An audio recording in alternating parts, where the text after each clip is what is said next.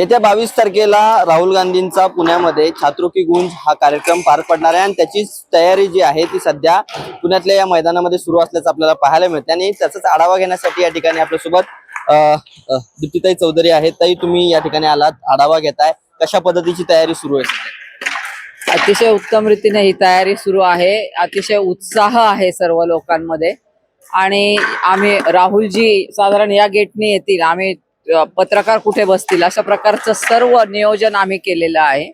आणि मला वाटतं इथे थोरात साहेब असतील, हर्षवर्धन सपकाळ साहेब असतील, बंटी पाटील साहेब असतील, हे सर्वजण या ठिकाणी नियोजनावर बारीक लक्ष ठेवून आहे।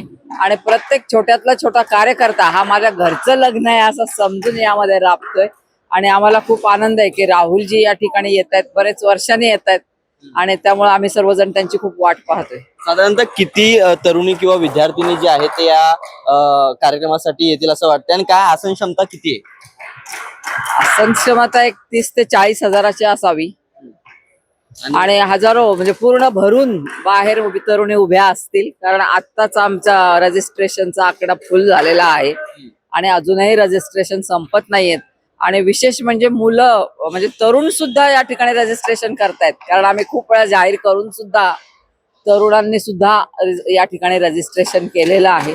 त्यामुळे हा कार्यक्रम अतिशय उत्तम असा आणि सक्सेसफुल असा होणार आहे। कारण तरुणाईला आता गरज कसली आहे तर त्यांना कुणीतरी त्यांचा समर्थक त्यांना त्यांच्या पाठीमागे खंबीरपणाने उभं राहणारा पाहिजे।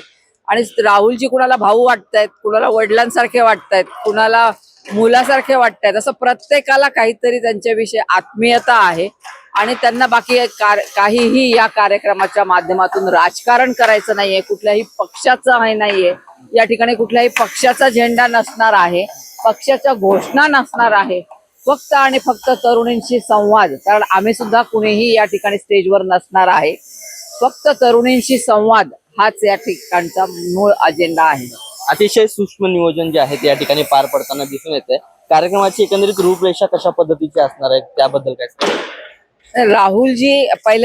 राहुलजी येण्या अगोदर या ठिकाणी एक म्युझिकल प्रोग्राम आहे। म्युझिक प्रोग्राम 1 तासाभराचा असेल आणि त्यानंतर 1 ते 1.5 तासाचे राहुलजींची प्रश्नोत्तर असणार आहे।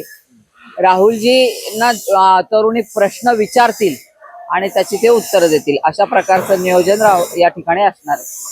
खूप खूप धन्यवाद या सविस्तर माहितीसाठी। तर एकंदरीत आपल्यासोबत दीप्तीताई चौधरी होत्या।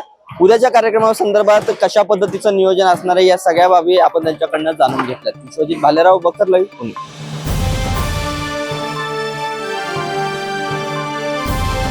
समाजकारण, प्रशासन आणि राजकारणातल्या अचूक विश्लेषणासाठी बखर लाईव्हच्या सोशल मीडिया प्लॅटफॉर्म्सना लाईक, फॉलो आणि सबस्क्राईब करा।